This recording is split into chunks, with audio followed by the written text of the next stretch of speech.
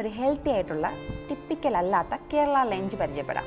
ഇതിനെ വേണമെങ്കിൽ keto friendly എന്ന് വിളിക്കാം, അല്ലെങ്കിൽ ലോ കാർബ് എന്നും വിളിക്കാം.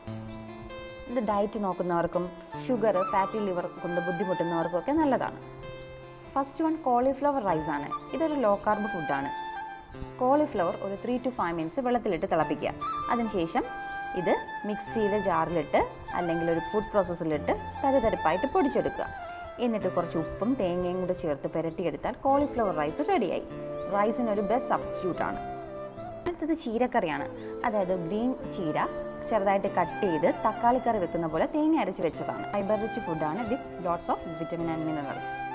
ഇനി നോർമൽ വെള്ള ചമ്മന്തി, അതൊരു ഹെൽത്തി ഫാറ്റാണ്. ഫിഷ് ഫ്രൈയിൽ ഹൈ പ്രോട്ടീൻ ആൻഡ് ഫാറ്റാണ്. ഇത് വെളിച്ചെണ്ണ ഉപയോഗിച്ചിട്ടാണ് കുക്ക് ചെയ്തേക്കുന്നത്.